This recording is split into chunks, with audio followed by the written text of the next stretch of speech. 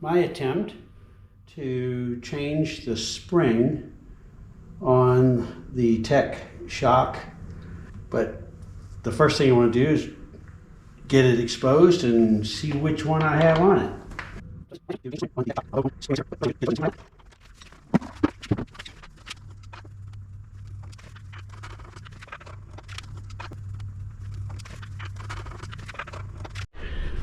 So the Tech spring, in the owner's manual, it says it is a 70 Newton millimeters spring rate. But if you look, I hope this comes into focus, what's actually on the bike is a 73.6.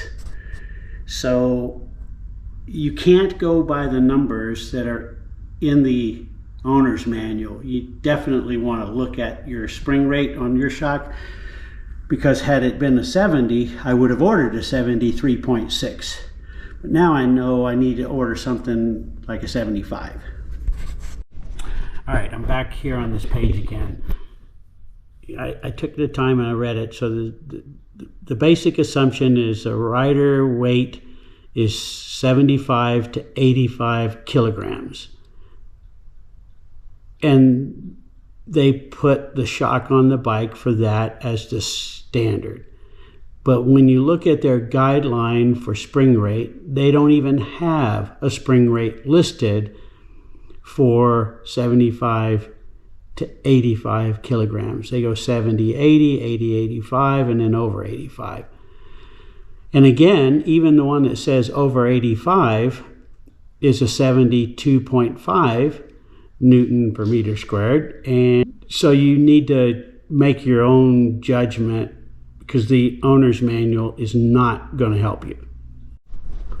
All right, this is a page from the Trials Superstore that to replace the Tech spring, or they sell Tech springs. But anyway, if you go down on their page, they actually have identified the same thing.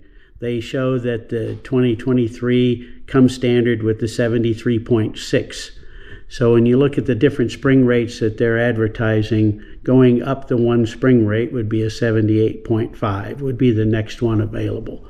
So that gives me an idea of what I order.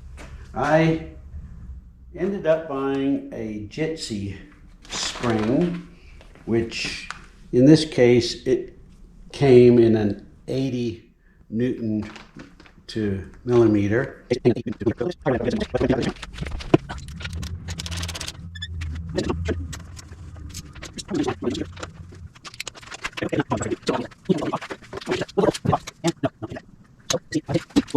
When I took the shock off and cleaned the shock, I noticed that there were some of these little clips, one down here in the threads, and that's no problem, it fits right in the thread. One down here that I think has to do with removing or tensioning this part of the shock. This spring was up here on this, in this groove.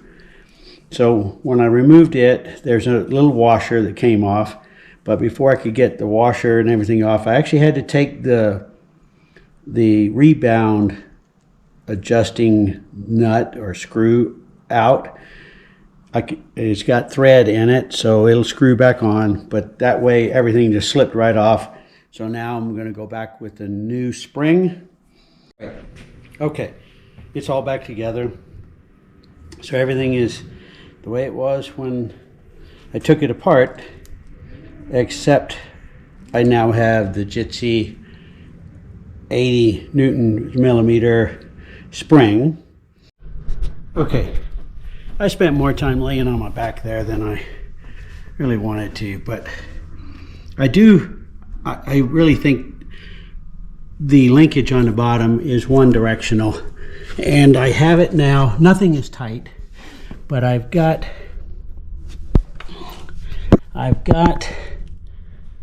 it's hard to see with this camera.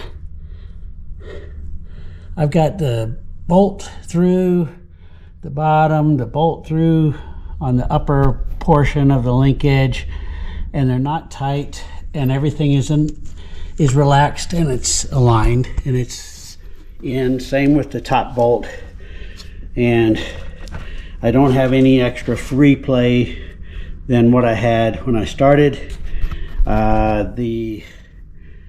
This rebound adjuster is aimed in the right direction.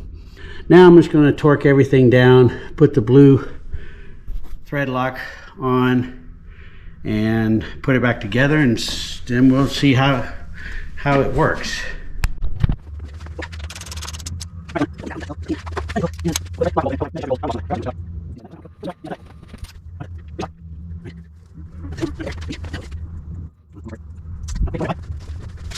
Okay.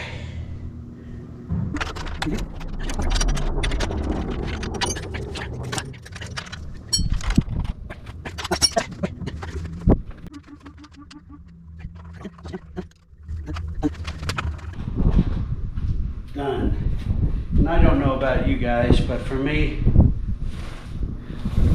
it's important to not have any leftover nuts, bolts, washers, and I don't.